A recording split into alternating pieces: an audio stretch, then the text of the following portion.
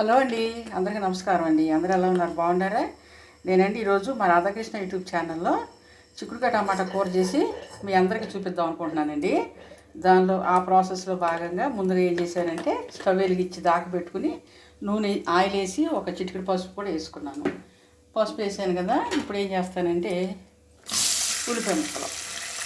మా రాధాకృష్ణ యూట్యూబ్ ఛానల్లో నేను ఈరోజు చిక్కుడుకాయ టమాటా చేస్తున్నాను. మీరు కూడా చూసేయండి. మరి చూడండి, టమాటాలు చిన్న చిన్న ముక్కలు కట్ చేసి పక్కన పెట్టుకున్నాను.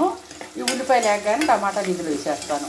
మా రాధాకృష్ణ యూట్యూబ్ ఛానల్లో నేను ఈరోజు చిక్కుడుకాయ టమాటా కర్రీ చేస్తున్నానండి. ఇవ్వండి, చిక్కుడులు అప్పుడే వచ్చేసి గరుపు చిక్కుడు ఇది సరే కదా. చిక్కుడుకాయని చక్కగా ఉడకబెట్టేసుకున్నాను. ఇవ్వండి, మనం చక్కగా తొక్కులు తోళ్ళు తీసుకుని ఉడకబెట్టుకుంటే చాలా టేస్ట్గా ఉంటుంది అనమాట. మా రాధాకృష్ణ యూట్యూబ్ ఛానల్లో నేను ఈరోజు వచ్చేసి చిక్కుడుకాయ టమాటా కర్రీ చేస్తున్నానండి. మరి చూసేయండి నేను ఎలా చేస్తాను, అందులో ఏమేమి వేస్తాను. టమాటా ముక్కలు అందులో వేసాను కదా, కొద్దిగా ఉప్పు వేస్తాను. ఉప్పు వేస్తే టమాటాలు మగ్గుతాయి అన్నమాట. టమాటాలు చక్కగా మగ్గుతున్నాయండి. ఈ మగ్గినాక ఇందులో కారం వేసి చిక్కుడుకాయ ముక్కలు కూడా వేసేసుకుని నీళ్ళు కొంచెం వాటర్ పోస్తాను.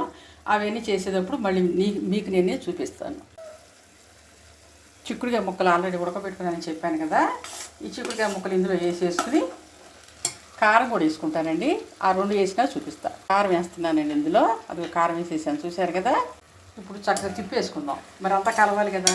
చిక్కుడుకాయ ముక్కలు, టమాటా సగం ఉడికిన ముక్కలు ఇవన్నీ చక్కగా కలిసిపోయిన తర్వాత కొద్దిగా గుజ్జు కోసం కొద్దిగా వాటర్ వేస్తాను.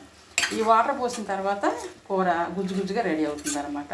మరి రాధాకృష్ణ యూట్యూబ్ ఛానల్లో నేను చేసే చిక్కుడుకాయ టమాటా కర్రీ మీకు ఎలా అనిపిస్తుందండి? మీకు నచ్చినట్లయితే నాకు కామెంట్ రూపంలో తెలియపరచండి. మా ఛానల్ని లైక్ చేయండి, షేర్ చేయండి, సబ్స్క్రైబ్ చేసుకోండి. మా రాధాకృష్ణ యూట్యూబ్ ఛానల్.